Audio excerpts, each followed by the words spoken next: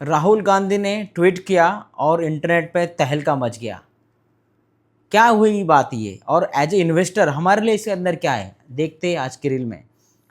बात शुरू होती है फरवरी 2026 से, जब एक फंड ने अदानी ग्रीन एनर्जी को अपने एक्सक्लूजन क्राइटेरिया में डाल दिया या अपने फंड से निकाल दिया। इसके पहले 2024 में इसी फंड ने अदानी पोर्ट्स को भी अपने पोर्टफोलियो से निकाल दिया था।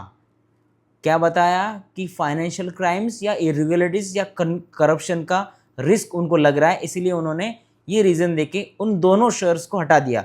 ये बात थी फरवरी 2026 की, मगर कल या परसों 2 दिन पहले ही मोदी हमारे जो प्राइम मिनिस्टर है उन्होंने नॉर्वे को विजिट किया और इसी का रेफरेंस देके राहुल गांधी ने ये ट्वीट किया, क्योंकि उनका कहना है कि अदानी जी की पर्सनल रिक्वेस्ट पर उन्होंने ये विजिट नॉर्वे को की है, क्योंकि लास्ट 43 ईयर्स में कोई भी इंडियन प्राइम मिनिस्टर ने इस छोटे से देश को विजिट नहीं किया है।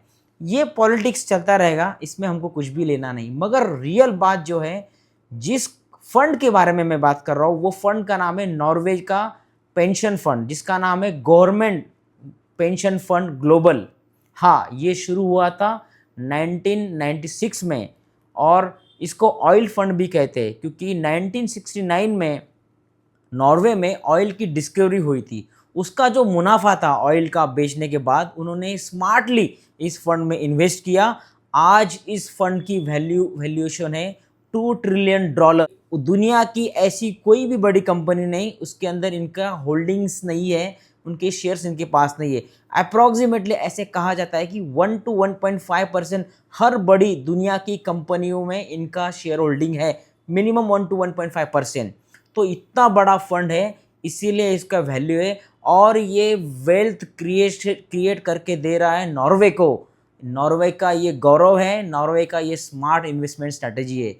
नेक्स्ट रील में आपको पूरा डिटेल में इस फंड के बारे में मैं बताने जाने वाला हूँ कि क्या क्या फंड है और इसकी क्या क्या वैल्यूएशन है और कैसे कैसे इतना इंपॉर्टेंट फंड, ये बड़े बड़े राष्ट्रपति, ये पंतप्रधान इसके बारे में बात कर रहे हैं।